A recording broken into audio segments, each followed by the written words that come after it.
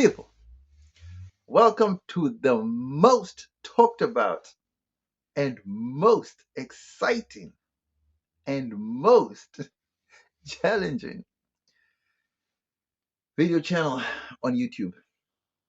Once again, the spotlight is on normal, everyday people. People, in today's video, right, we want to talk about the reasons or some of the reasons why white people complain so much. I mean, it's like life, white people's lives are just governed by rules and laws. And I don't know if white people can actually have good, solid fun without there being rules in place and so much red tape. Let me know what you think about this topic in the comment section below. Don't forget to like, comment, share, and subscribe to the channel. You know we used to be family, right? Holler. People. So white people decided that they're going to put it upon themselves to be the world role models or role models of the world, to be perfect, to be close to perfect, to be the blueprint of what life is meant to be or what it means to be human. They set the tone, the pace. They set the cultural standards, the cultural norms, the language barriers, or the language standards. They basically set everything because, according to white people, only their things matter, only their lifestyle matters, only their language matters, only their perception of life matters, only their way matters, only they matter, right? Everyone else, well, doesn't really matter. And that's precisely the main reason why most white people don't speak any other language other than a European language or language of their origin or mother tongue or their native languages. They just don't speak any language outside of what they know or used to. You know what I'm saying? It's very few that actually take the effort, time, but the majority, they don't see the need to. Even if they migrate to an African country, they don't see the need to learn an African language, learn the customs, learn the people, get to be one with the people of the soil. They just feel because that culture or those cultures are irrelevant and only theirs is relevant. And that has been the norm every year, every century, every other day of the year. Is this a good thing or is this a bad thing? Now, this is obviously a bad thing because you see, there are 8 billion people in the world. And to be very honest with you, the majority of those people reside outside of the West. The West makes up a very small fraction of what the actual total population of the world is. But somehow, this small group of people decided that only their culture and their lifestyle and they matter more than the rest of the world. Now, that comes down to one of two things. It comes down to power, military, and it comes down to money because they have the finances. If it wasn't through those two things, I don't think white people would be relevant at all. Right? Now, listen to this. If you work in retail, as most black and colored people can attest, you will know that the majority of the complaints come from white people. And the majority of the people who have to deal with those complaints are white people because the majority of management in retail stores are white people. Do you know how irritating it is as a white manager having to deal with a white customer and trying to convince a white customer that it is okay for this thing, or having to apologize to a white customer for a thing being on a shelf that has every right to be on a shelf, but the customer feels it fit for that thing not to be on the shelf. You see, the retail customer doesn't understand the dynamics of business. All the customer really cares about is the presentation of the product. To the business manager, all he cares about is the bottom dollar and making profit for the company. Now, obviously, if you're a white person, you have certain models, you have certain standards, But then when you trade places from customer to manager, those certain standards fall by the wayside. And you get to learn this quickly when you're a white manager. Now, let us give examples. If you go into a store and you find a box of, let's just say, what? Um, let's just say, oh, well, not a box. Box? Yeah, let's say a box. A box or even a packet of viennas, right? Anything that can cause damage to the packaging, and the packaging ends up having like doggy ears, right? When the corners are bent or curled up, when something like that, right? Or let's just say the packaging is dented or slightly damaged, but the product inside is perfectly sealed, right? So there's nothing wrong with the product, but there's something wrong with the packaging. Either it fell from a high place, it was knocked over, or during transportation, something fell on the product during transportation, or during the overloading, it could have fallen off, or while it was being transported to the stock room or to the freezer or to wherever it is stored, they could have hit another pallet on the way, or they could have hit the wall, and whatever the case may be. But anyway, a dent was caused, or somehow doggy ears from the product appear. Now, some white customers take offense to that. Like, that thing got to come off the shelf. Okay, it's got to come off the shelf. It's a different story if it's an expired product, right? But if the product is not expired and the product inside is sealed and there's nothing wrong with the product and the packaging is slightly damaged or appears to have been, I don't know, tampered with, but not open, sealed, right? There's still nothing wrong with the product. It's still edible, it's still safe, and the date is still fresh. Now, why would you have a problem with such a thing? I mean, surely if you used your brain, like how most black people do and colored people do, they will take that same damaged product to the top point and go and ask for a reduced price. Instead of asking for the normal price, you're going to obviously argue the fact that the packaging is this, it's the last one on the shelf, this is the damaged packaging, so I request a lower price, in which cases most retailers oblige. Now, if you're white, you don't think in that way. Obviously, because you come from a privileged background, you want a perfect packaging, perfect product, perfect everything. It's got to be perfect. So what do? You complain to the manager, and the manager's got to go and he removes the product from the shelf, much to the satisfaction of the customer. Unbeknownst to the customer, as soon as the customer leaves the store, their manager goes and tells the shelf packer to put it right back on the shelf. And guess who buys it? A colored man or a black man, woman or black woman. Doesn't matter. And they get it at a reduced price. So who is scoring? Obviously, the white person is not scoring and doesn't care much for that lower price because they are privileged. They have the money to. Well, if you are into budgeting and you are into carefully financial management, then you would know that budgeting is everything and saving every penny that you can.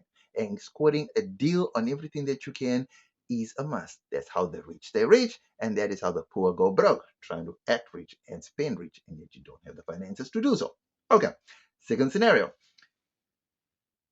You ever live in a formerly white neighborhood and you are black and you decide, well, I'm going to practice my culture today. It's a Sunday afternoon and we are going to slaughter a cow. And you play your loud traditional music, and in the middle of your ceremony, the police come because they were called. Now, why were the police called? See, the police were called because there was the stench of raw meat in the air, and there was this loud music playing and blaring. It was so loud, we had to call the police. And before you know it, animal rights groups are called. And it is wrong to cut the throat of a cow. It is wrong to play their music at high decibels during the day. And it is unsanitary to have the stench of rawhide and raw meat in the air. Well, as that may be, some traditional foods like traditional beers also have a certain smell that actually permeate in the air, and which again that could be a problem for white people as well. So if you're a black person and you live in a previously white area, you can't really be yourselves because that apparently happened to Brenda Fassie. Well, Brenda Fassie was still alive. She decided to slaughter, I think it was a cow, And her neighbors didn't like the fact that there was loud music and a cow was being slaughtered in Baklu. And human rights groups were calling, and everyone was calling. Police came and they shut it down, if I'm not mistaken. That scenario. You see, black people and colored people have a certain way of just letting loose. You see, black people and colored people have this code of didn't see it, don't snitch. Because snitches get stitches. Well, white people don't seem to understand that code because white people have codes of their own.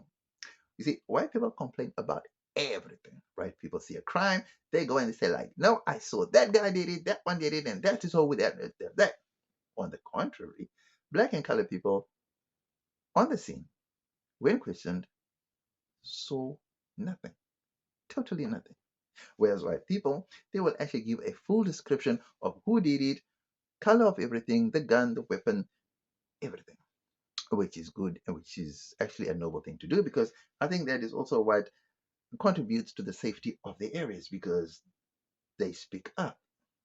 And I think it's a noble thing to do. But at the same time, it is annoying to black and colored people because it's got nothing to do with you. But on the other end, the white people are thinking, well, you cannot do such a thing. By law, you are not right to do that. So you cannot do that. And that is why we are snitching. Well, we are not snitching. Actually, what we are doing is we are reporting what we call snitching. You see the difference? Now, what does this all come down to? Now, we need to be tolerant of each other. And as the world should have it, or as the world must have it, you are entitled to life on your own terms. See, if I buy a house and the yard that's attached to that house, I am within my rights to do whatever I like. In the same way, the white people do whatever they like in the confines of their home. Now, most white parties, if I'm not mistaken, they don't play very loud music. The music is within the confines of the yard. You can barely hear it, but they be having a good time. To black and colored people, there's no way you can have a party with that music that low or any music that low. Then it's not a party at all. You gotta blare. The people in the adjacent neighborhoods or the people in the opposing or opposite neighborhoods or the people in the next city have got to hear that we are having a good time. So we up the ante. And as you would know, if you go to the townships, you would know what I'm talking about because neighbors could be playing music loud. I mean, you could have like 5 houses in a row, all having their own party, and they're all blaring music to the fullest. And you'd wonder how these people are enjoying themselves, but for somehow or for some reason, we do. And the music goes well into the night. Nobody calls the police. Now, according to white people, that is unruly. That is totally inhumane to do such things because you have to have morals, you have to have standards, you have to have all these things that make one a human being. So, according to white people, when you do certain things, you are not human. In the same way that if you speak with an African accent, you are uneducated, even if you have a degree. So, if you talk in a tone that sounds like Julius Malema's, you are regarded as dumb and stupid. Now, you could have a master's or a doctorate, and the white person could be a high school dropout, but for some reason, accent determines intelligence, which for me is rather stupid because your accent got nothing to do with intelligence because there's no right accent and there's no wrong accent. But according to white people, the Western accent is the accent. So it doesn't matter if it's French, Spanish, Portuguese, English, or German. That's the accent. Any African accent that sounds less than Western is unacceptable. It's regarded as dumb. With that said, I might want to add that we are all human. We are all entitled to our own personalities, our own lifestyles, our own cultures, our own ethnicities, our own traditions, and our own thoughts. So, what you may perceive to be stupid, dumb, and ignorant, other people may look at it and say, wow, what a marvel. But it takes a few brave souls to actually venture out of the normal white bubble to actually explore what's happening on the black side or the brown side, which many white people do not approve of. But having said that, it begs the question, why are white people like this? Why are they so guarded, sheltered, and so afraid of letting loose? You see, I begin to think, or I've begun to think, or I'm beginning to think that that's the reason why when you go to white parties, white kids do the craziest things you've never seen in any black party or any colored party. Things I'm talking about are like taking 12 rolls of paper, throwing them up a tree. I mean, covering the whole tree in toilet paper rolls. And it's like when white people get drunk, they get sloshed and they get rowdy. Like they just loud and they just wild. And it's like, wow, guys, do you not know how to party? Do you not know how to have a good time in a civilized manner? It's like that's the one time they get loose because when they go back to their neighborhoods, it's back to the dungeon. And so I think that's my take on this thing. I don't know if I'm on the money. I don't know if I've totally missed it with this one. But one thing I do know is that all the points that I've raised in this video are valid points. And I think these are facts. But if you think that I am wrong, and if you think that you have a dispute, or if you think that you have anything to compare, or if you think that I'm wrong, certainly you have all the right to reach me in the comments section. Now, I'm not sure if that would be a wise idea because most people seem to want to take the negative route and they don't try and see the positive in any of the videos that I put out. It just doesn't make sense. But yeah. So let me know, people. Was I on the money or did I miss it with this one? Let me know in the comment section below. Don't forget to like, comment, share, and subscribe to the channel. You know, as usual, we are always family. Holla.